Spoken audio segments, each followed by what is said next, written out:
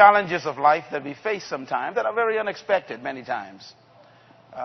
But when you are living in the kingdom of God, you have to understand the keys of the kingdom of God. Jesus said, it has been given to you to know the keys of the kingdom.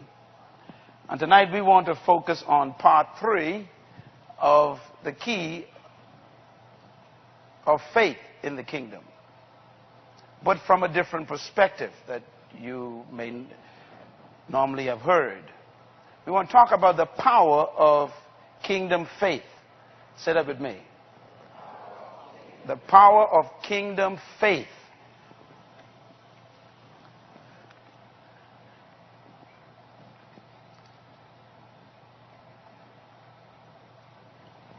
I am convinced that you should not trust anyone who have not been tested.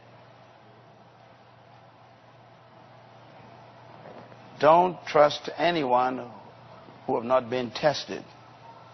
Somehow we've developed the idea that testing is a sin. Going through a test is some kind of an indication that you are out of God's will. And this is a very dangerous misconception. Somehow we believe that when things are not the way we think they should be, then we begin to wonder if something is wrong with us or wrong with other people, or maybe we are not doing something that is right, or maybe even thinking that we are sinning. Somehow we relate tests and challenges with sin. And I want to correct that tonight. That is not true. You would remember, if you read the Bible and the 4 Gospels, there was an incident where Jesus met a man who was blind. And the story actually says he was blind from birth. And the religious leaders had already concluded what caused him to be blind. So when Jesus came into the village and the blind man cried out for help, he went to the blind man and he began to address the situation. And one of the religious leaders said to him before he acted, he said, "Master, was this man born blind because of the sins of his parents?" Interesting. And that question is still asked today in your mind and in the life of our community. You need to talk a little quiet, sir. You need to talk a little quieter. So, it's important for you to have an answer to that question. Your house burned down, your first question, or maybe the comments of other people around you. Shift immediately to questions of integrity. What are you doing wrong? Why? If you wasn't doing something wrong, your house wouldn't have burned down. So they assume that the burning house is payback for sin. Your baby died in the womb. Miscarriage. Question: what are you not doing right? Maybe your husband is sinning. Maybe you ain't paying enough tithes. Maybe the Lord left you.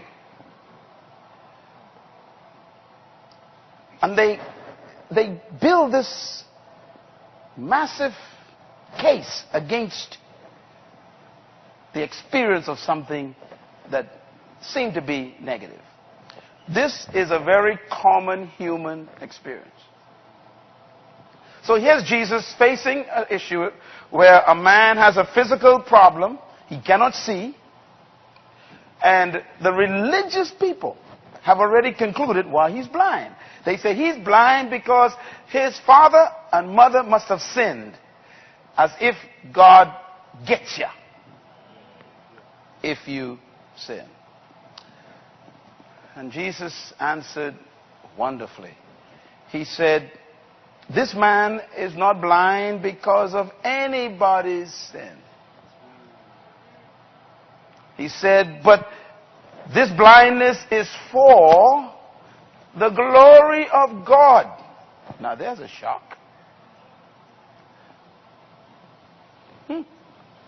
Maybe it may be helpful then to discuss the word glory a little bit. Because if a handicap or a problem or a challenge or a test of blindness is connected to glory, then give me more blindness. And there's your paradox. Okay, write the word glory down just so that we can deal with that comment of Jesus. The word glory is the word doxa. D-O-X-A. It's a Greek word, doxa. This blindness is for the glory of God, the doxa of God. The word doxa, here's what it means, write it down. It means nature. Nature. N-A-T-U-R-A. Or it means true weight. W-E-I-G-H-T. It also means heavy. This blindness is to show the glory, the doxa of God. How can this problem reveal the nature of God? Well, nature has to do with what something is like. What is God like? Well, the only way to know what God's like is for him to reveal his nature.